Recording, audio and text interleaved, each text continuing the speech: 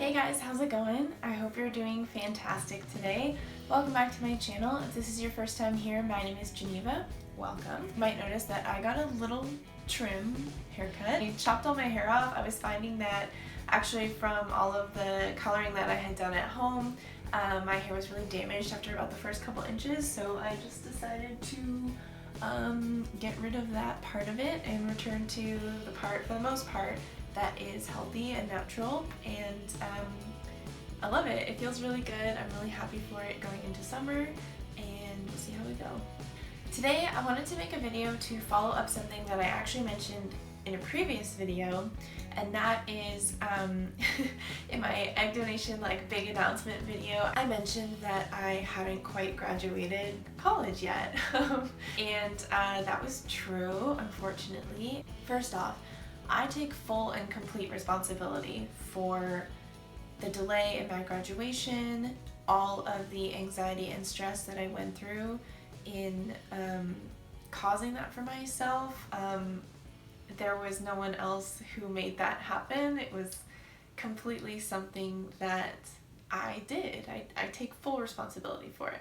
I don't want to say that I blame myself, yeah, there's no one else to blame, but you know, it's just what happened. And at this point, looking back on it, I actually don't blame myself. I sort of pity myself, if anything, but I take responsibility, and I see now who I was in the face of that challenge and those circumstances, and I see now that I'm not the same person.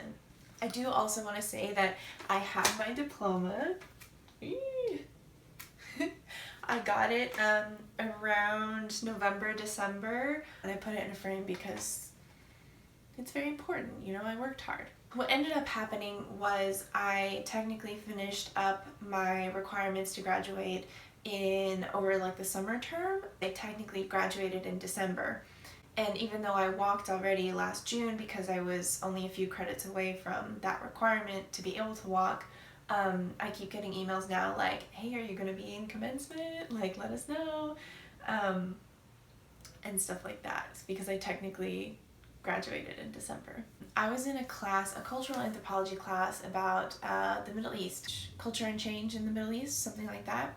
And we read all these really wonderful, amazing, interesting books. And the course load was demanding. I don't think there's any question about that. We were reading on average 60 to 100 pages per for each class, so every couple of days. It was a lot of reading, and then we were writing in class.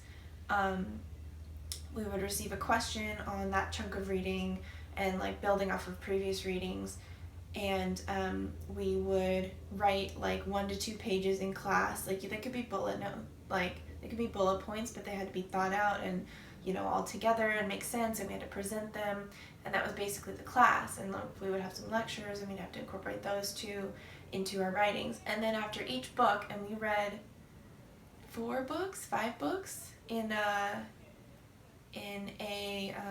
10-week class.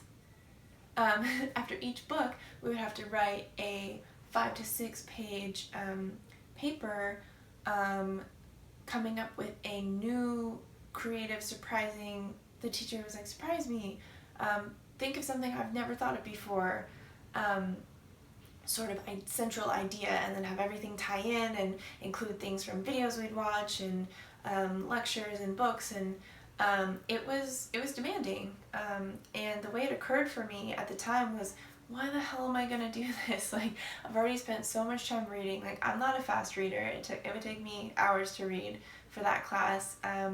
We've already written about it in class. We've already talked about it in class. Why would I write these? And basically I fell behind on all of the work in that class, especially on the papers. And I would, you know, reach out to the teacher, and she was very gracious, and she was like, what do you need? How can we get you back on track? And I would ask her well, I'm really worried that I can't catch up and continue to stay up to date. So which would you have me prioritize on? And she guided me to prioritize on staying up to date so I could be present in class and all that. And to be honest, I just kind of let that be my excuse to push the papers even further in the background. So as we go through this quarter, I have more and more papers that I have not written, and I totally could have spent time doing it, but the place where I was at, the person I was being, did not want to do that. I did not want to do it as it was designed to be done. I did not want to do it with integrity and with dedication and with really honor. Like, I was really avoiding it, like, a lot. And again, that's not someone that I know myself to be now, although I do know that that's kind of my default tendency, for better and for worse.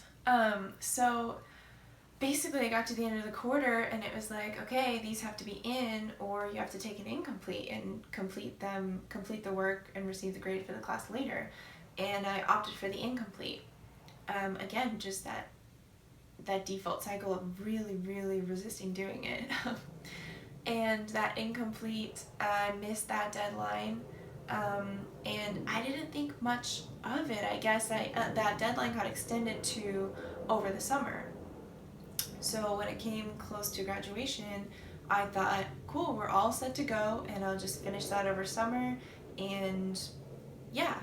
And then I get an email the Tuesday before graduation. So graduation at my school was crazy because as a senior, I had my last final on a Thursday, and then I graduated on Saturday, and I had to move out of my school apartment on Sunday. So I was like, so much was going on. My family was in town, friends were going crazy, because it was like the end of this huge time in your life, and it's like, it blows my mind that I kind of made it through that, looking back on it. But I get this email on Tuesday from the teacher, and she's like, oh, you haven't done that, have you? Are you gonna be able to graduate? And it hadn't even like occurred to me that I couldn't graduate without finishing all the classes I needed to graduate. Like, I don't know how I missed that, but it really did not occur to me. And so I went into this huge panic, like, what the hell? Like, why would she spring this on me? Like, zero responsibility at the time, like, just complete defensiveness. Like, why would she do this to me? Why would she tell me like that? Why would she put that on me, etc., etc.? And like the department chair got involved because it involved like a student potentially not graduating from her program. The registrar was calling me, like, trying to figure out what was going on, and I was dealing with all these people. And eventually we came to the conclusion that I could walk in commencement because I was close enough to having completed credits where I could walk because I just had one class to finish. But I would not receive my degree until everything was said and done, which is fine. Like, that's kind of what I expected to happen in my brain. And then that email saying like, wait, are you gonna graduate? Was kind of me being like, oh God, I don't know, and needing to confirm all of that. I kind of put it out of my mind, like I just dealt with graduation, and I was staying at a friend's house for a couple weeks before I moved into this place, and I tried working on it, but it would always go like, I would get home from work, I would make something to eat for dinner, I would be like, tonight's the night, I'm going to write one paper each night this week, and then it'll be done, like I just want to get it done. I did start feeling that. But still, that resistance to doing it, like, I really felt like I shouldn't be obligated to do it at all, to be honest. And that's not an isolated occurrence for me. That happens a lot in my life.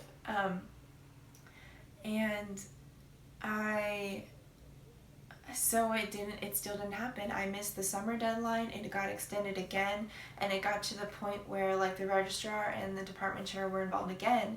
And the teacher sent me this email that I really didn't appreciate at the time, but I actually think was really good. Like, she sent me this email about it, just being like, girl, get this done, move on with your life. Like, there are bigger, better things.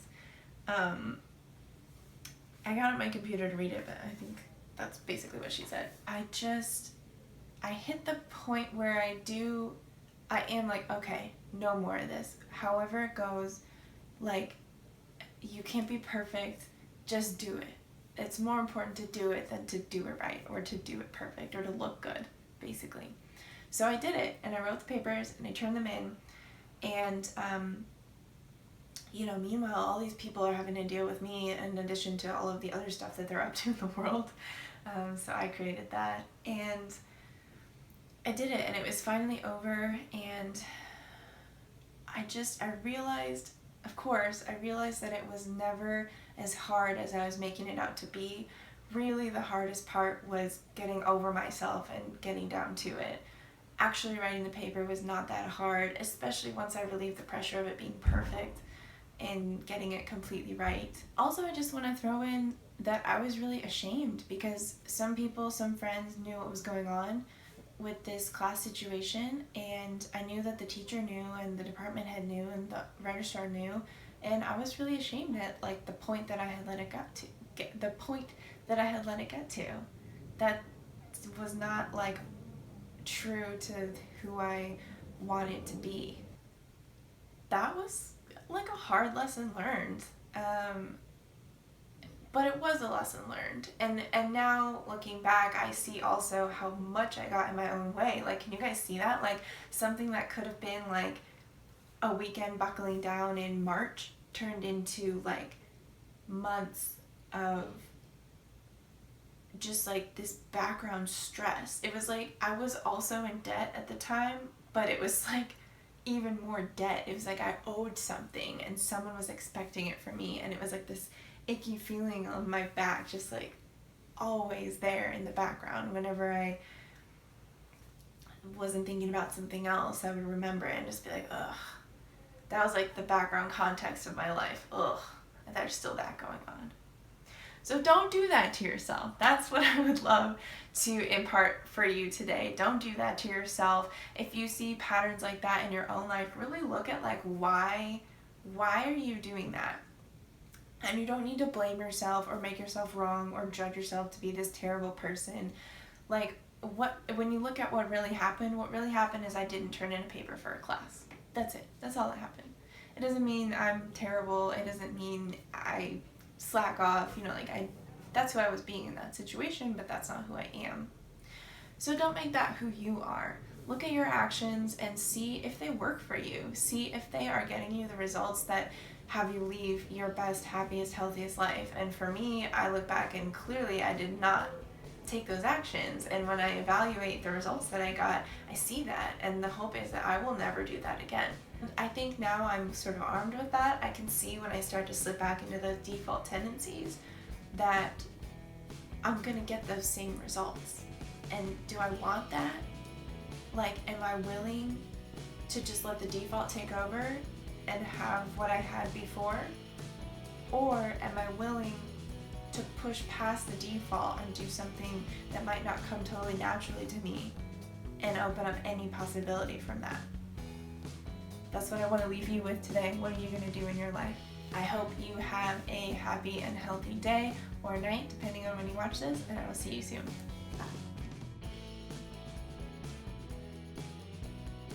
Kitty, are you hiding?